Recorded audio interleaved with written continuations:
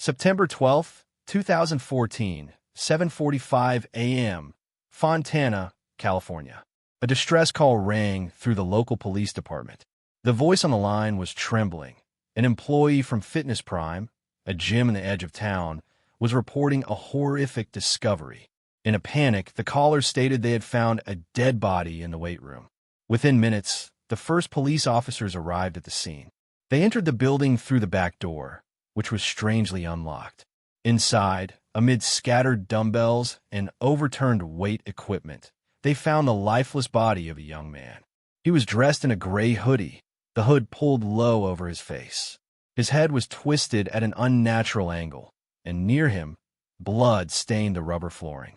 One of the heavy dumbbells lay nearby, as if it had been dropped in haste. At first glance, it seemed like a tragic gym accident. Perhaps a barbell had slipped and struck him fatally. But as paramedics confirmed the death of 18-year-old Nathan Brooks, a fitness instructor who had worked at the gym for several months, doubts began to surface. While the scene could have passed for an accident, the first medical examination raised red flags. Though some injuries were consistent with a fall or equipment mishap, the direction and nature of the fatal head wound did not align with typical gym injuries. Investigators began the meticulous process of documenting the scene. Crime scene photographers captured every detail: the blood spatter, the position of the dumbbell, and the odd angle of Nathan's body. Detectives began interviewing staff members, trying to reconstruct Nathan's final hours. According to employees, nothing unusual had occurred the night before. Nathan had been scheduled to close the gym, and there had been no reports of strange behavior or suspicious individuals. Attention quickly turned to the gym's security cameras.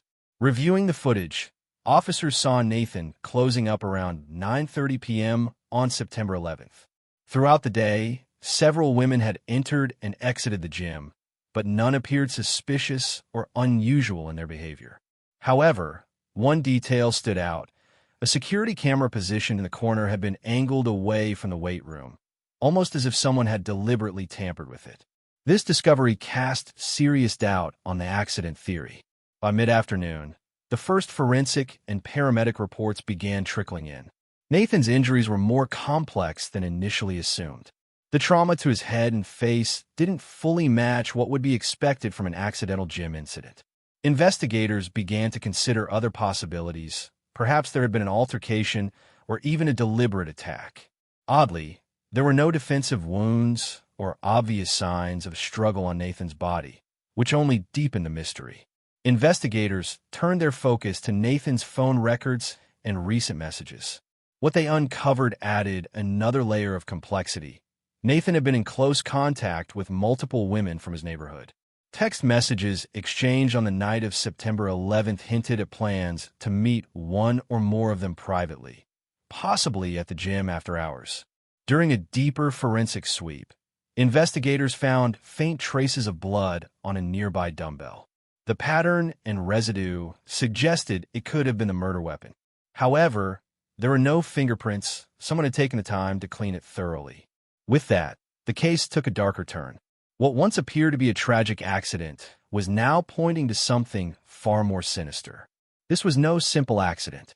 Margaret Robin had already endured a profound loss. In early 2010, her husband passed away after a prolonged illness, leaving a void in her life that Fontana's quiet streets could not fill. Despite her efforts to remain socially active, friends and neighbors began noticing a shift. Margaret slowly withdrew from community gatherings, stopped attending book clubs and Sunday brunches, events she once enjoyed with her husband. There was an unspoken guilt that haunted her, the feeling that she hadn't done enough during his final years. That guilt, combined with crushing loneliness, built an emotional wall she struggled to break down. In February 2014, a friend encouraged her to join Fitness Prime, a gym on the outskirts of town, as a way to rebuild her physical and emotional well-being. Margaret began attending morning sessions 3 times a week. That's when she met Nathan. Nathan Brooks was young, energetic, and full of life. Unlike the other trainers, he had a charm that immediately caught Margaret's attention. At 65, she hadn't expected to feel that flutter of joy again, but something about Nathan's warm smile and polite encouragement made her heart stir. Their brief conversations after workouts soon became the highlight of her day.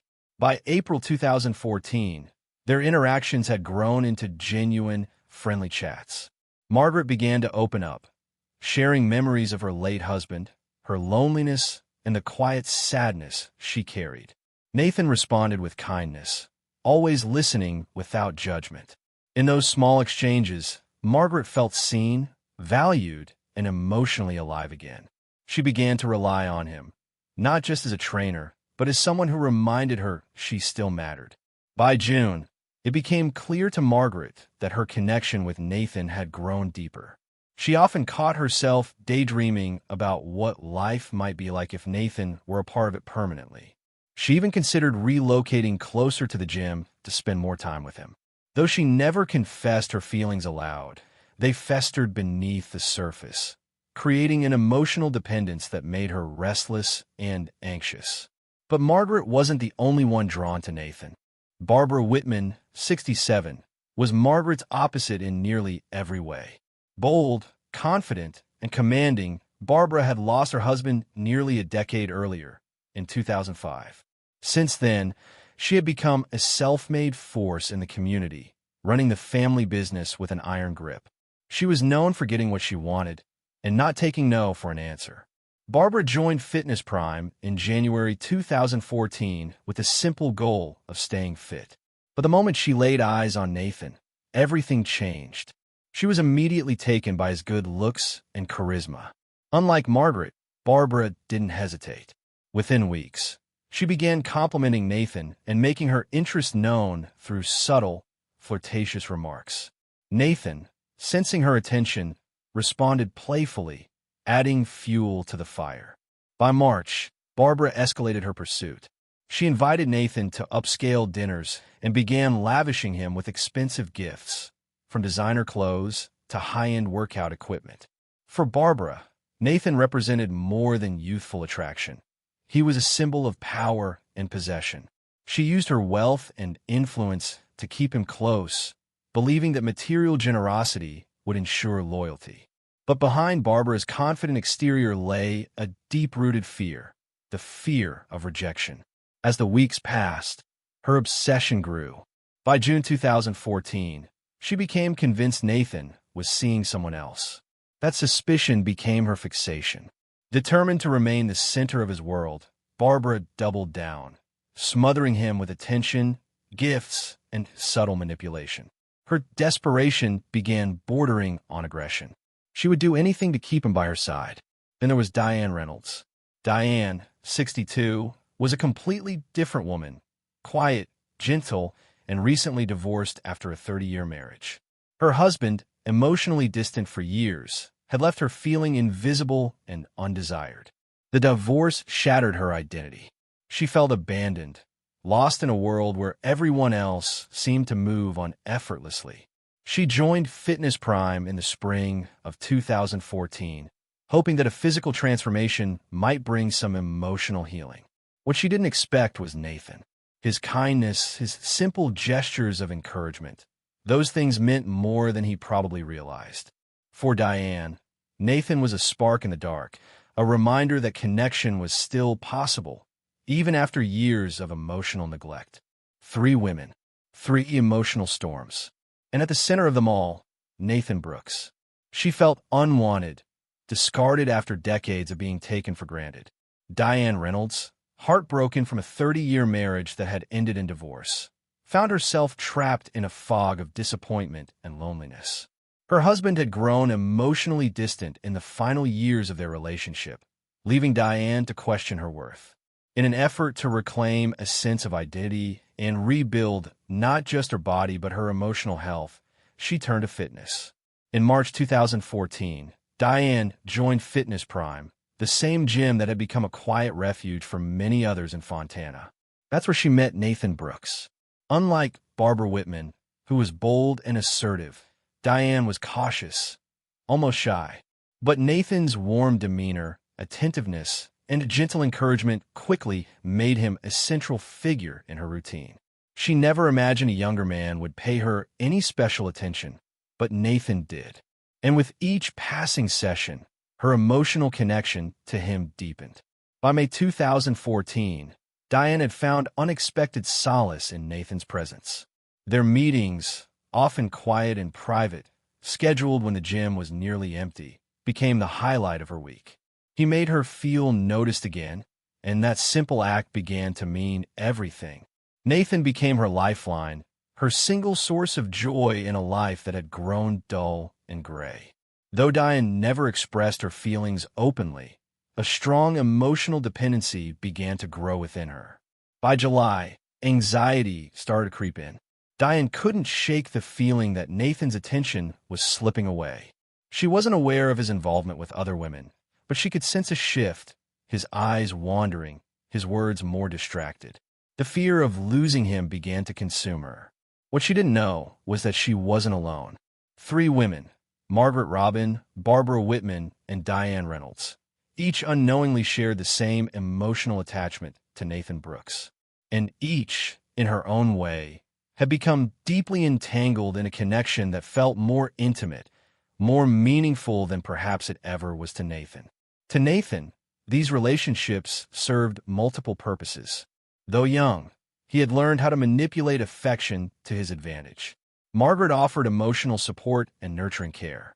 Barbara lavished him with material gifts and wielded influence.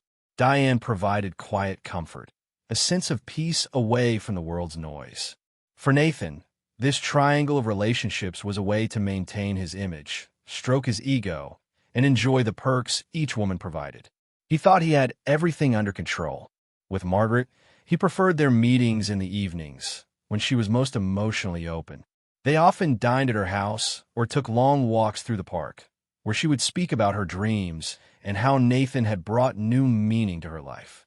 To her, Nathan was a symbol of rebirth, a chance at love after years of grief.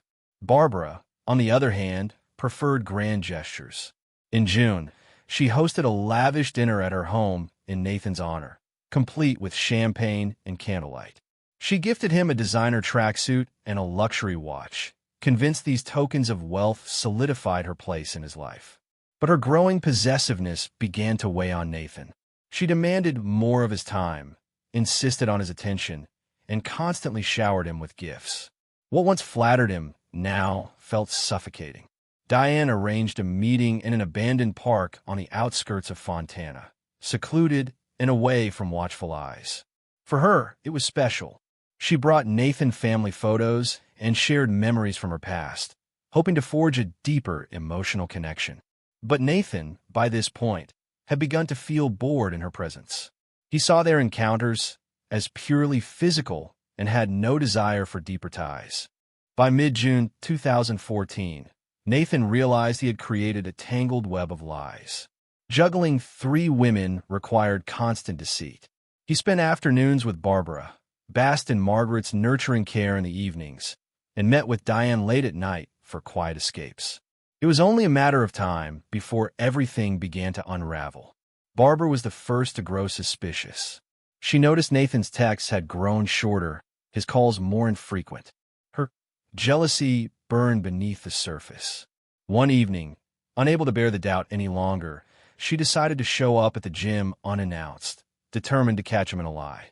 As she approached the entrance, her heart racing, she saw Nathan exiting the building with another woman. From a distance, Barbara couldn't make out her face, but the truth was becoming dangerously close to the surface. And soon, everything would explode. Who was the woman Nathan had been seen with? That unanswered question became the first red flag for Barbara Whitman. Deep down, she sensed that something was off. At the same time, Diane Reynolds, increasingly anxious about Nathan's emotional distance, suggested they spend a weekend away together. She went as far as renting a quiet cabin in the woods, hoping it would rekindle their connection. But Nathan declined, claiming work obligations were piling up. Diane didn't press further, but his refusal deepened her feelings of insecurity and doubt. By late June 2014, the emotional tension surrounding Nathan was beginning to spiral out of control. He was balancing 3 women, each one growing increasingly suspicious. Margaret noticed that he seemed distracted and less present during their evening walks.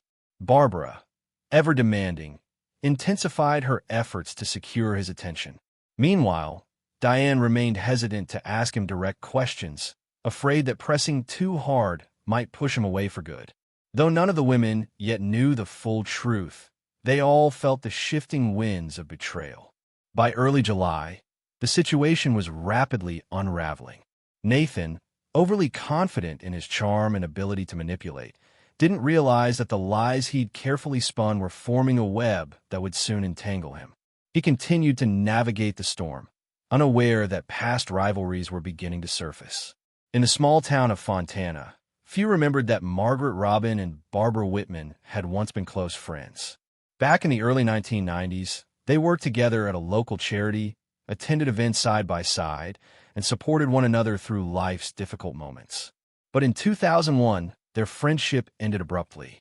A misunderstanding, fueled by jealousy and pride, led to a falling out. They hadn't spoken since. That is, until early July 2014, when fate placed them at the same charity event once again. They exchanged brief, cold glances but didn't speak. Their mutual friends were unaware of the history, and neither woman offered an explanation. Beneath their polite smiles and quiet avoidance, however, long-buried emotions began to stir. What neither Margaret nor Barbara realized at that moment was that they were both entangled with the same man. That very evening, Barbara, still unaware of Nathan's relationship with Margaret, invited him to another private dinner. As always, she tried to win him over with luxury, expensive gifts, fine wine, and a lavish home-cooked meal. She believed she had control over the situation. But just days later, she heard something that changed everything. A mutual acquaintance casually mentioned that Margaret had been talking about Nathan more often than usual. The comment sparked a burning suspicion in Barbara's mind. Could Margaret, the same woman she hadn't spoken to in over a decade, be seeing the same man? Her jealousy deepened when she attended a local gathering later that week. There, she overheard Margaret telling others about a young gym trainer who had been giving her special attention. Margaret's tone was warm, even affectionate, and she praised Nathan for helping her regain confidence.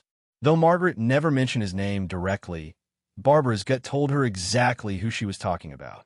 From that point on, Barbara became more determined than ever to keep Nathan close.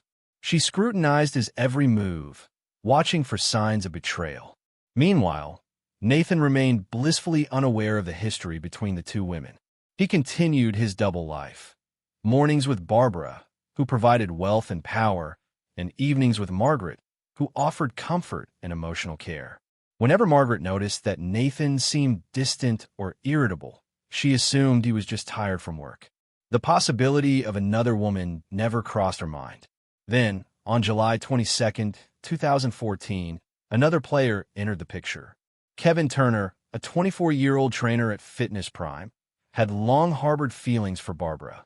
He'd admired her confidence and stature for months. But when he noticed how much attention Nathan was receiving from her, envy started to grow. Determined to win Barbara's favor, Kevin subtly began inserting himself into her routine, offering her personalized training sessions, inviting her to private gym events, and finding any excuse to be near her. Sensing something between Nathan and Barbara, Kevin decided to confront him. One afternoon, he casually asked if Nathan was seeing any clients. Nathan, ever the smooth talker, simply smiled and shook his head. But the tension in his eyes told Kevin everything he needed to know. From that moment on, Kevin made it his mission to ruin Nathan's relationship with Barbara. He watched closely, waiting for Nathan to slip up. And as Nathan's nerves began to show at work, Kevin knew his moment was coming. And when it did, the fallout would be explosive. Something was clearly unraveling in Nathan's life, and Kevin Turner could sense it. Seeing an opportunity, Kevin doubled down on his efforts to win Barbara's attention. He offered to help with her fitness routines, invited her to events, and hovered in her orbit more persistently than ever. Tension around Nathan began to mount, not only between him and Kevin, but also between the women whose affections Nathan was quietly manipulating for his own benefit. As August progressed, the relationships between Nathan, Margaret, and Barbara reached a breaking point. Margaret noticed that Nathan was becoming increasingly unresponsive to her messages and calls. His replies were slow, vague, and emotionally distant. Barbara, on the other hand, had grown more possessive and controlling, demanding more of his time and attention, constantly seeking reassurances of his loyalty. Unbeknownst to both women, they were caught in a subtle war for a man who was using them to satisfy his own emotional and material needs. Now, with Kevin Turner's involvement, another layer of complexity was added to this dangerous web. Nathan's lies were becoming harder to maintain, and the consequences of his duplicity were closer than he realized. August 15th, 2014, 9 p.m. Margaret Lawson sat alone in her dimly lit living room, consumed by a swirl of emotions. The man she had trusted, who had once brought light back into her life, was becoming a stranger. Nathan Brooks, once a source of joy and affection, had grown increasingly distant in recent weeks. For a while, Margaret tried to explain it away. His work schedule, fatigue, stress, but deep down, a voice in her head kept whispering that something wasn't right.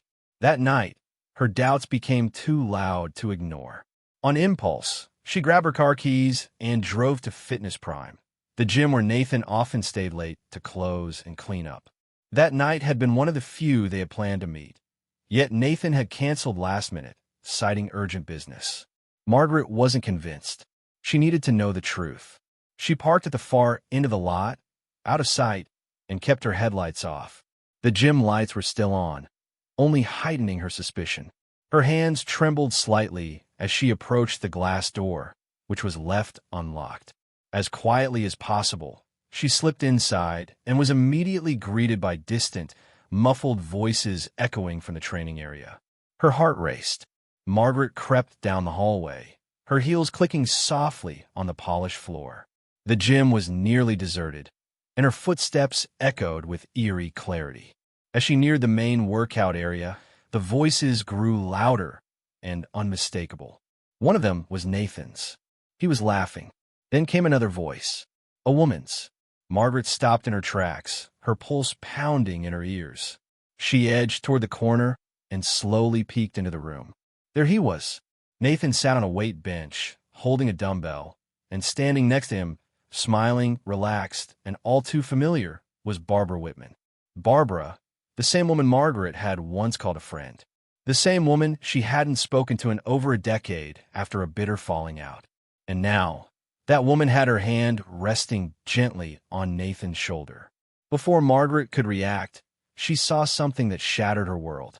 Nathan leaned in and kissed Barbara. It felt like a knife to the chest. In that moment, everything Margaret feared became reality. Nathan hadn't just been distant. He'd been unfaithful. And worse, he had betrayed her with someone from her past. A woman she had once trusted. A woman who now smiled in the glow of Margaret's heartbreak. Tears welled in her eyes, and her body stiffened with pain, then rage. All the love, all the trust, all the fantasies she had built around Nathan dissolved into one overwhelming desire, to uncover the truth and make him pay for the betrayal. She quietly backed away, careful not to make a sound. Once outside, she sat motionless in her car, staring blankly through the windshield. Her emotions churned: grief, humiliation, fury. The man she had once cherished was now her greatest regret. That night changed Margaret forever. She made a decision. She would find out everything Nathan had been hiding. No more silence, no more naive trust. From that moment on, Margaret was consumed with the need to expose his lies and reclaim her dignity. What she didn't yet know was that Nathan Brooks had been hiding far more than just affairs. Despite his youth and seemingly polished life at the gym, his past was shadowed by danger. Long before moving to Fontana, Nathan had walked the edge of darkness, surrounded by people and choices he desperately wanted to forget. But some pasts don't stay buried, and Margaret was about to dig deep enough to find his. However, Nathan's past was beginning to catch up with him, and at the worst possible moment. It started on an ordinary workday at the gym. While leading a session, Nathan noticed a stranger lingering near the entrance.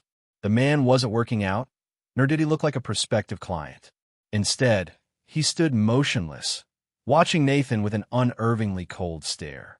Nathan tried to shake off the unease, but the longer the man remained, the more the tension in his chest grew. Eventually, Nathan approached the man, asking if he needed help. The stranger didn't respond. Instead, he handed Nathan a folded slip of paper, then turned and left without a word. The note contained just one word, meet, followed by an address on the outskirts of town. Nathan froze. It wasn't just a message, it was a warning. Someone from his past had returned. That entire day, Nathan could barely focus. His mind was consumed by the return of a shadow he had spent years trying to outrun. The name Derek Cole surfaced in his thoughts like a ghost from another life. Derek had been his partner in crime back in Los Angeles, where they worked together selling drugs. But Nathan had fled that world long ago, seeking a fresh start in Fontana. And now, the past he thought he'd buried had returned to drag him back down. August 5th, 2014, evening. Unable to ignore the threat, Nathan drove to the address on the note. It led him to an abandoned warehouse on the edge of town. Inside, the man he feared was waiting. Derek Cole, looking every bit as cold, dangerous, and unforgiving as Nathan remembered. Derek didn't waste time with pleasantries. He knew all about Nathan's new life, his job at the gym, and more disturbingly, his relationships with Margaret, Barbara, and Diane. But Derek wasn't there just to reminisce. He had come with a demand. Nathan was to rejoin him in the drug trade. Refusal wasn't an option. To ensure obedience, Derek revealed that he had incriminating photos and documents, proof of their past dealings. If Nathan didn't cooperate, Derek threatened to send the materials to Nathan's employer and the 3 women in his life. One exposure could ruin everything. Shaken and feeling cornered, Nathan reluctantly agreed. He began running small errands for Derek, delivering drugs disguised as gym equipment. On the surface, Nathan maintained a calm appearance, but internally, panic consumed him. He started skipping gym shifts and distancing himself from the women. He feared they might sense his tension and start asking questions he couldn't answer. As the pressure mounted, Nathan's behavior grew more erratic. He became evasive, avoided emotional conversations, and constantly postponed plans with Margaret, Barbara, and Diane. His once carefully balanced double life was slipping beyond control. Derek, seeing Nathan's desperation, only pushed harder. He demanded another delivery, this time bigger and riskier. He warned that failure would result in the distribution of all the compromising evidence. Nathan now lived in constant fear, not only of exposure, but of complete ruin. He realized, too late, that he hadn't escaped the past at all. It had merely been waiting for the right moment to return. August 16th, 2014, morning. Meanwhile, Margaret Lawson had reached her own breaking point. Since witnessing Nathan with Barbara, her mind had been in turmoil. The betrayal ran deep, but what unsettled her more was the creeping realization that she might not be the only one. How many others had Nathan deceived? How many lies had she believed? Determined to uncover the truth, Margaret devised a plan. She called Nathan and invited him to her home, saying she needed to discuss something important. Her voice was calm, but her mind was steeled for confrontation. Nathan, already overwhelmed by Derek's threats and the crumbling walls of his personal life, felt the weight of inevitability. The truth was circling closer. When he arrived at Margaret's house, he found her standing at the door, expression firm and unreadable. Without a word, she led him to the living room. The silence between them was heavy.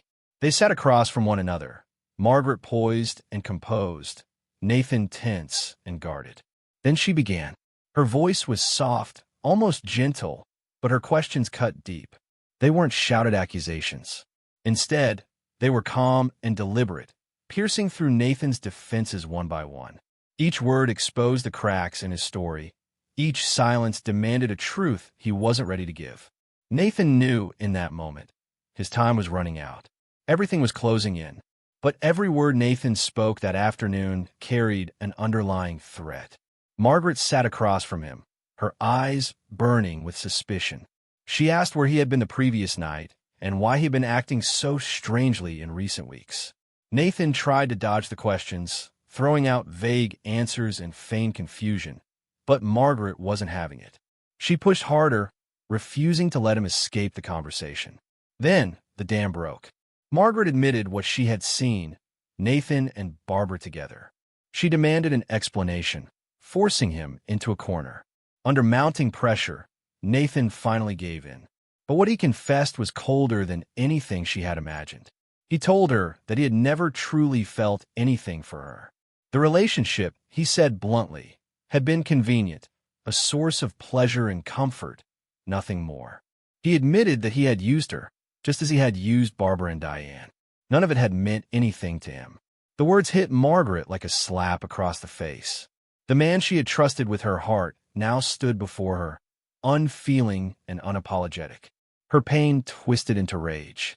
Her voice trembled, her hands clenched into fists, but Nathan remained unmoved. To him, this had all been a game, one in which he had always held the upper hand.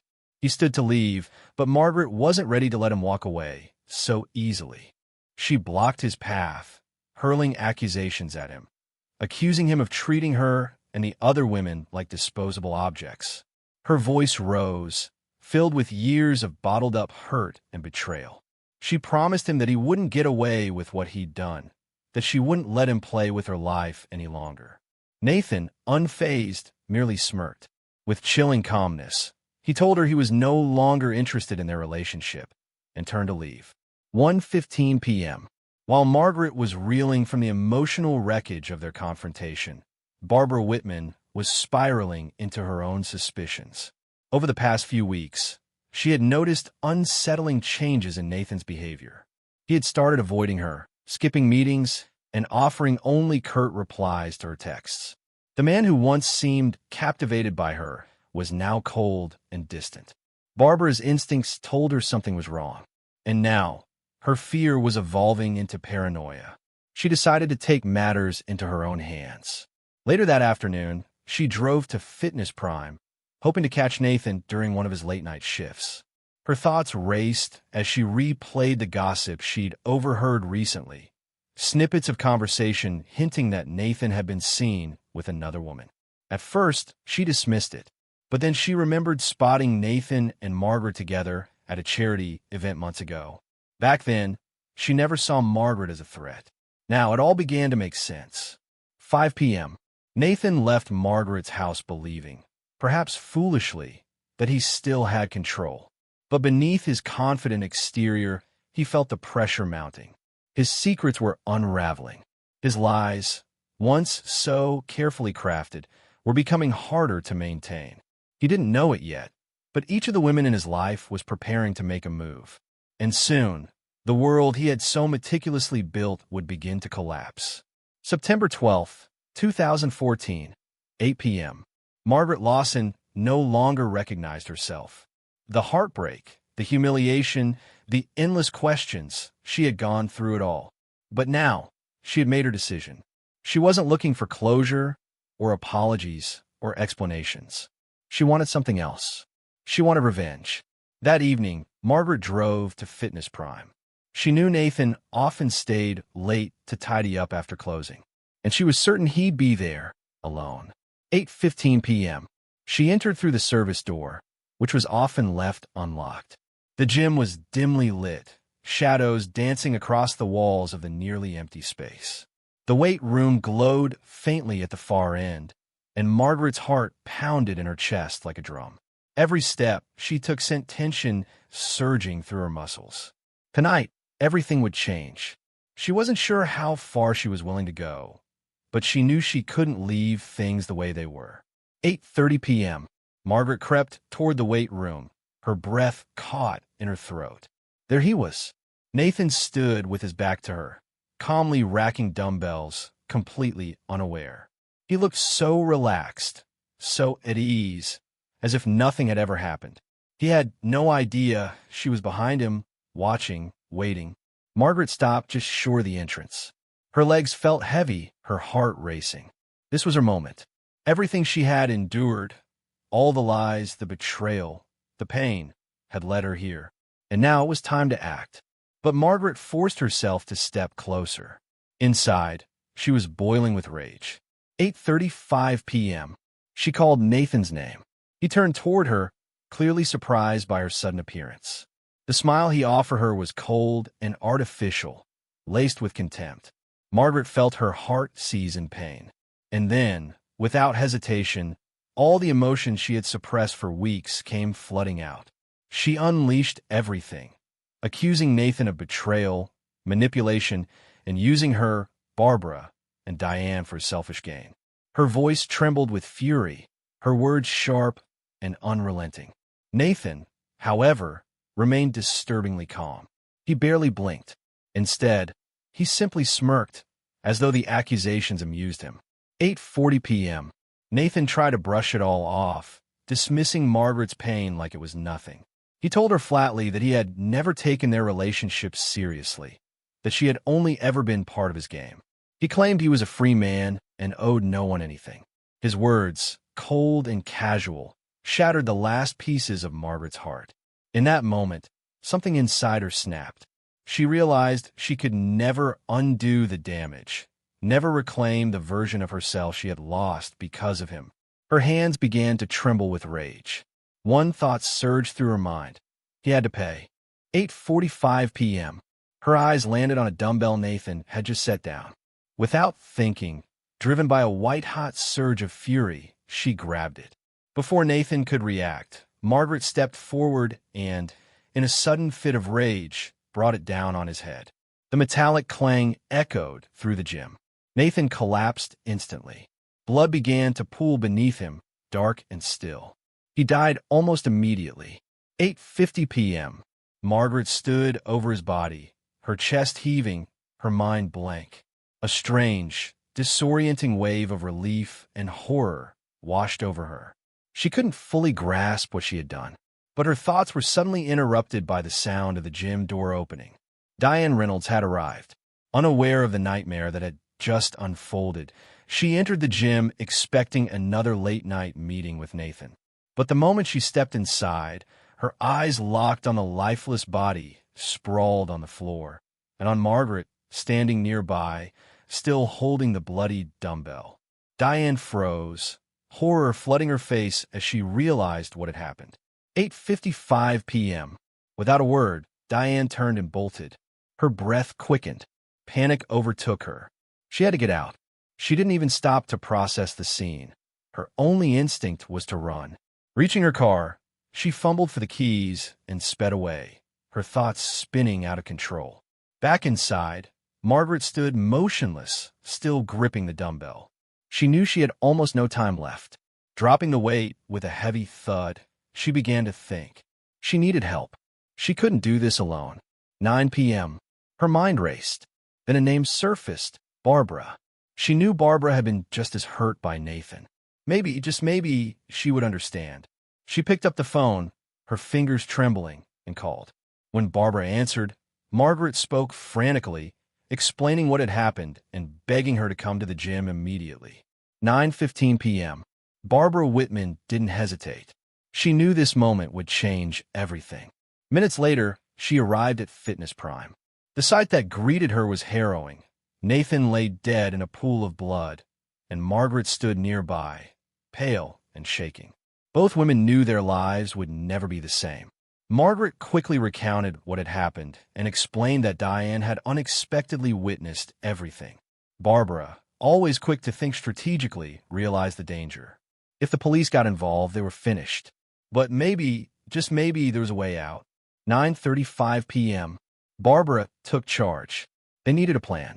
She suggested they frame Diane. After all, Diane had been seen fleeing the scene in panic. If they could make it look like she was the one who killed Nathan, it might just work. 9:45 p.m. The women got to work. They wiped the dumbbell clean and returned it to the rack. They scrubbed the area, trying to erase any trace of Margaret's involvement. But in their haste, they missed several critical details. Bloodstains clung to Margaret's clothing, and faint footprints were still visible on the floor. 10 p.m. Unbeknownst to them, they weren't alone. Joseph Martinez, the janitor on duty that night, had been in a nearby storage room when he heard the raised voices. At first, he thought little of it. Disagreements happened often in a gym full of people. But something about that night felt different. And what he heard next would change everything. But when Joseph Martinez heard the loud metallic clang followed by complete silence, a sinking feeling crept over him. His instincts told him something far more serious had just occurred. 10:05 p.m. Cautiously, Joseph peeked out from the storage room where he had been cleaning. What he saw made his blood run cold. Margaret and Barbara were wiping down surfaces and hurriedly cleaning the gym floor near Nathan's motionless body. Frozen in place, Joseph realized he had just witnessed the aftermath of something horrifying. Fear gripped him. He didn't intervene. Instead, he silently withdrew, hiding deeper in the shadows, heart pounding. In that moment, Joseph made a life-altering decision. Not to reveal what he had seen, but to stay hidden and watch how events would unfold. 10:15 p.m. Believing they had erased all traces of their involvement, Barbara and Margaret prepared to take the final step in their plan, framing Diane Reynolds. Barbara proposed transferring Diane's fingerprints onto the murder weapon. Spotting a water bottle Diane had left earlier that day, they used it to collect her prints and carefully press them onto the dumbbell Margaret had used to kill Nathan. To sell the story of a violent altercation, they overturned gym equipment, scattering it to mimic a struggle between Nathan and Diane. 10:30 p.m. Satisfied with the staged crime scene, Barbara and Margaret exited the gym quietly, confident they had crafted a convincing narrative, one that painted Diane as a woman scorned who lashed out in a fit of rage. But from the shadows, Joseph remained. Though paralyzed by fear, he knew what he had witnessed. And while he still didn't have the courage to step forward, he also understood that the truth had a way of surfacing. It was only a matter of time.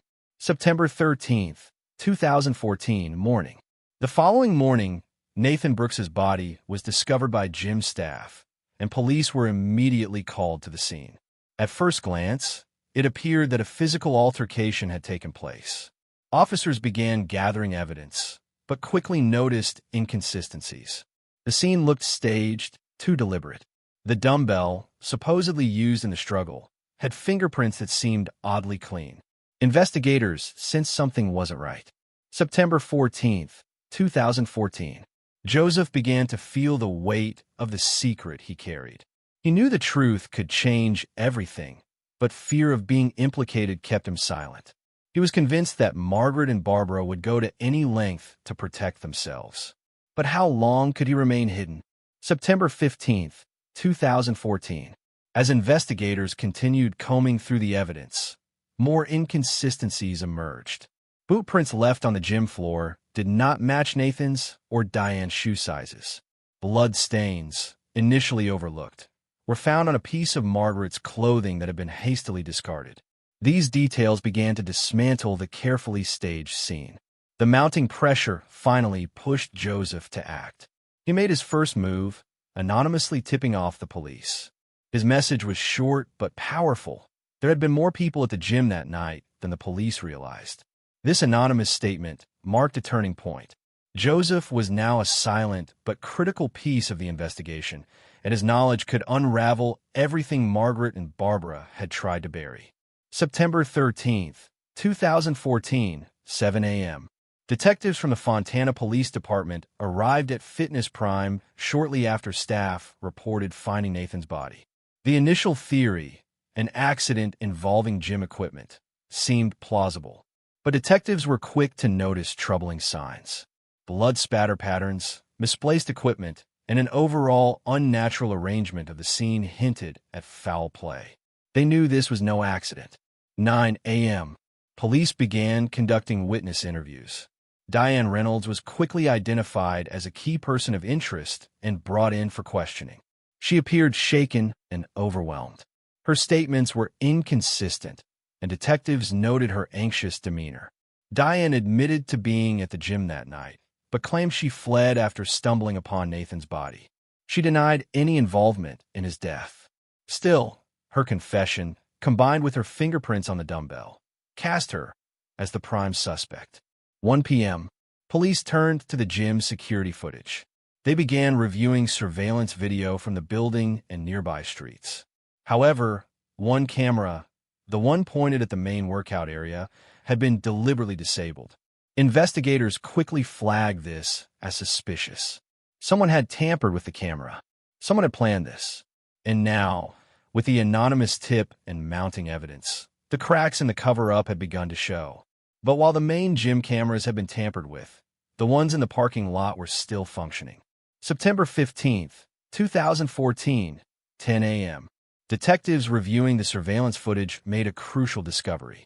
The parking lot cameras clearly showed Barbara Whitman arriving and leaving Fitness Prime on the night of the murder. This revelation immediately raised red flags. Barbara had never mentioned being at the gym that evening. Her presence, now confirmed, became a significant lead.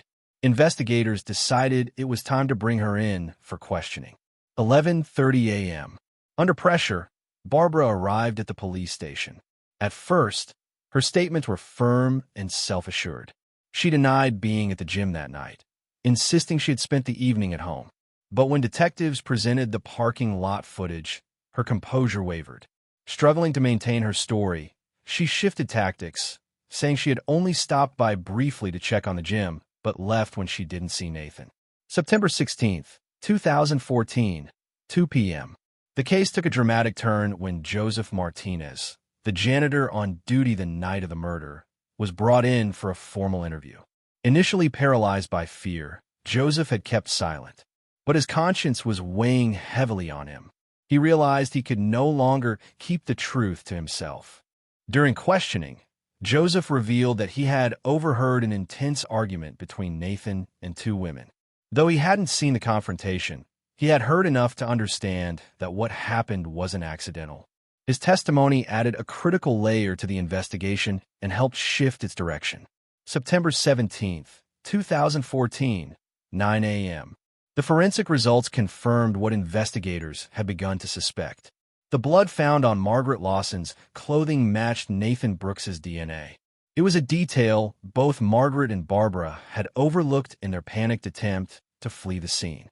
The accumulating evidence pointed toward a deliberate act of murder and a coordinated attempt to frame Diane. September 18, 2014, 11 a.m. Additional surveillance footage from a nearby building offered even more clarity. The camera captured Diane Reynolds leaving the gym well before Margaret and Barbara. This footage conclusively disproved the narrative that Diane had been at the scene during the murder. Any lingering doubt about her involvement was erased. September 19, 2014, 3 p.m.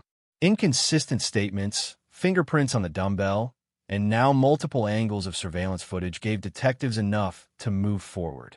Margaret and Barbara were both summoned for further questioning, but by this point, the case against them was overwhelming. October 1, 2014, 8 a.m. After weeks of tireless investigation, Fontana detectives obtained arrest warrants for Margaret Lawson and Barbara Whitman. The charges: murder and conspiracy to cover up the crime. The warrants were supported by an array of evidence: Nathan's blood on Margaret's clothes, fingerprints on the weapon, Barbara's false statements, and Joseph Martinez's testimony. 9 a.m. Police first arrived at Margaret's residence. Her home was surrounded as detectives approached the door with the warrant in hand. Margaret answered with a cold, unreadable expression. She didn't resist. Handcuffed, she was escorted out of the house as neighbors gathered at their windows, stunned by the unfolding scene. The news spread quickly. Many in the neighborhood were shocked. Margaret had always been seen as a quiet, respectable woman. 10:30 a.m. The next destination was Barbara Whitman's home. Unlike Margaret, Barbara wasn't prepared. She greeted officers with rage, shouting accusations of conspiracy and wrongful arrest. She denied everything, but the mountain of evidence offered her no escape.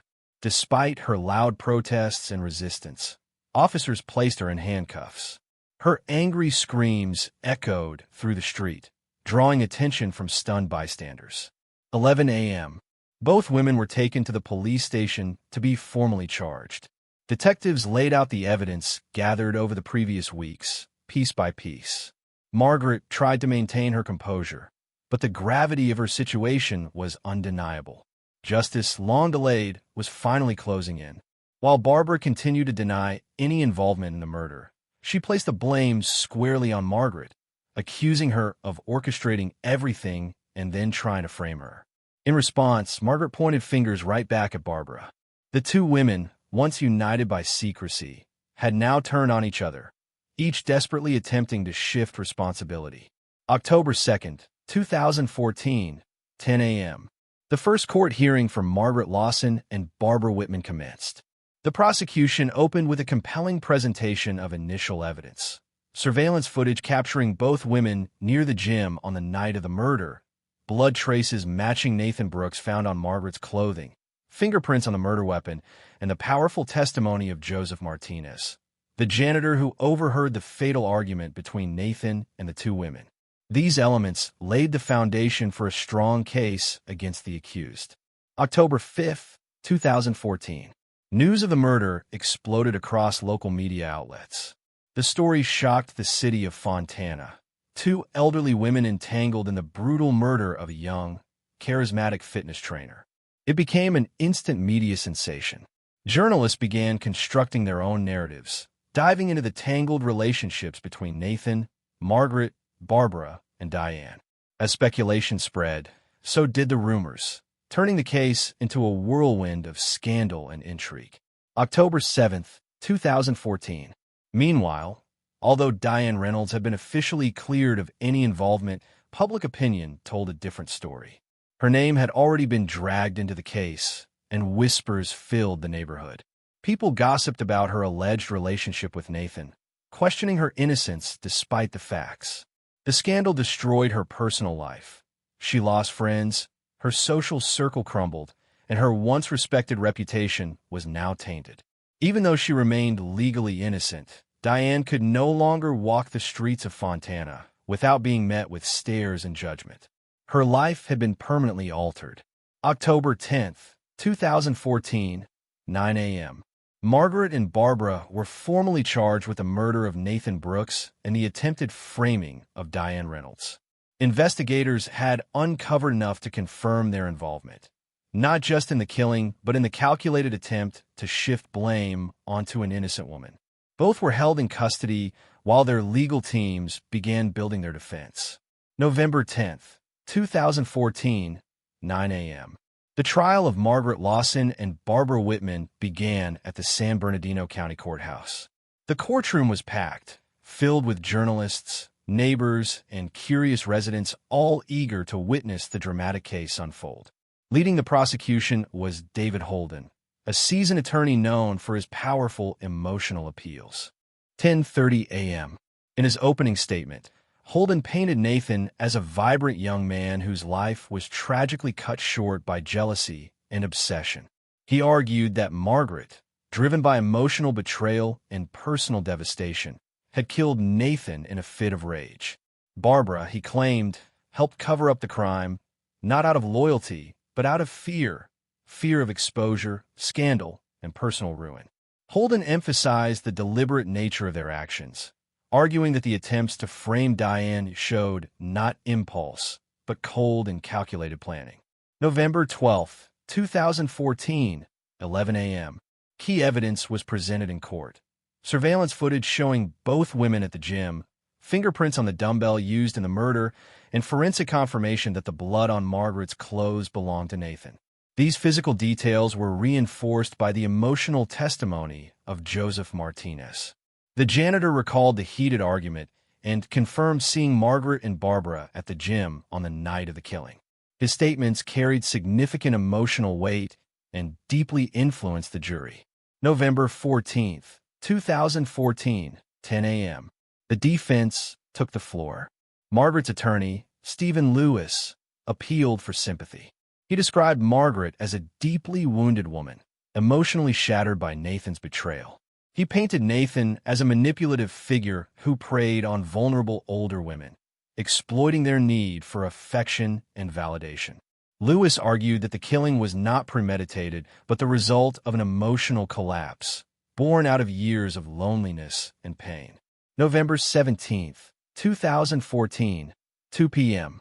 Barbara's defense, led by attorney Derek Garner, offered a different strategy. Garner claimed Barbara had been coerced into the situation, manipulated by Margaret's desperation. He portrayed her as a woman afraid of losing her social status, who had acted out of panic rather than malice. Her involvement in the cover-up, he argued, was a misguided attempt to protect herself from the shame and scandal that would follow. But as the courtroom listened, it became clear, no matter the motive, the consequences were now inescapable. Driven by panic and fear, the courtroom atmosphere was tense and volatile. November 20th, 2014, 9 a.m. The pressure reached a boiling point when the prosecution called Diane Reynolds to the stand. Diane recounted how she had accidentally become a witness to Nathan Brooks's murder. Her voice trembled as she described the confusion and fear she felt that night. Her testimony was critical in proving she had no involvement in the crime, only that she had been pulled into the scandal by Margaret and Barbara's deception. Prosecutor David Holden used her statement to highlight the calculated and cold-blooded nature of the defendants, underscoring just how far they were willing to go to protect themselves. November 22, 2014, 11 a.m. The trial reached its emotional climax when Margaret and Barbara gave their testimonies. Margaret remained committed to her story, claiming that Nathan's admission of betrayal triggered an emotional breakdown and that the murder was unintentional. Barbara, however, continued to deny any direct involvement, insisting she had been manipulated and dragged into the situation by Margaret. Their conflicting accounts created even more confusion, further gripping the courtroom and leaving the jury with a tangled mess of narratives to unravel.